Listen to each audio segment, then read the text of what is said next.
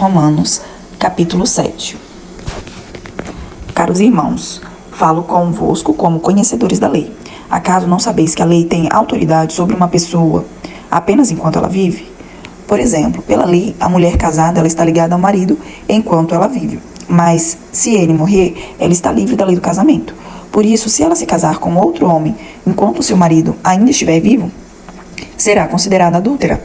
Mas, se o marido morrer, ela está livre daquela lei e mesmo que venha a se casar com outro homem, não estará adulterando. Assim também vós, meus irmãos, morrestes quanto à lei mediante o corpo de Cristo, para pertencerdes a outro, aquele que ressuscitou dentre os mortos, a fim de que frutifiquemos para Deus. Pois quando éramos dominados pela natureza pecaminosa, as paixões dos pecados, instigados pela própria lei, agiam livremente em nosso corpo, de maneira que dávamos frutos para a morte. Mas, agora, fomos libertos da lei, havendo morrido para aquilo que nos aprisionava, para servirmos de acordo com a nova ministração do Espírito, e não conforme a velha forma da lei escrita. Portanto, o que concluiremos? A lei é pecado? De forma alguma.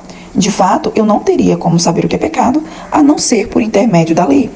Porquanto, na realidade, eu não havia conhecido a cobiça, se primeiro a lei não tivesse dito, não cobiçarás. Mas o pecado, aproveitando-se da ocasião dada pelo mandamento, provocou em mim todo tipo de cobiça. Porque onde não há lei, o pecado está morto. Antes eu vivia sem a lei, mas quando veio o mandamento, o pecado reviveu e eu fui ferido de morte.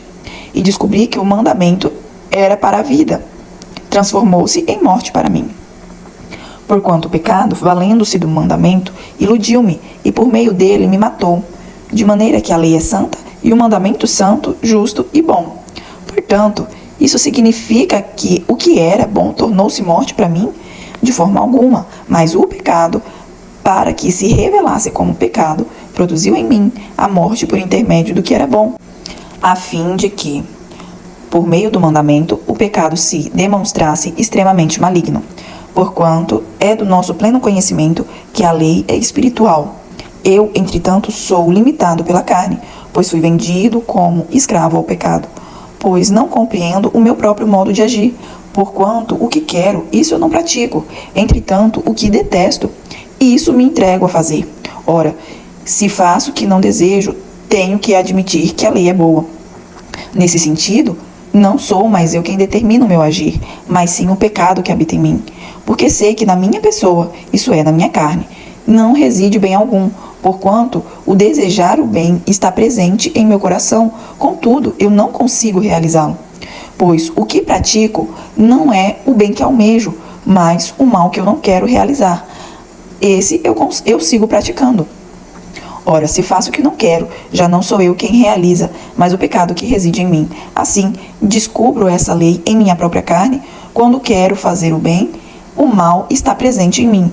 Pois no íntimo da minha alma eu tenho prazer na lei de Deus. Contudo, eu vejo uma outra lei agindo nos meus membros do meu corpo, guerreando contra a lei da minha razão, tornando-me prisioneiro da lei do pecado, que atua em todos os meus membros. Miserável ser humano que sou, quem me libertará desse corpo de morte?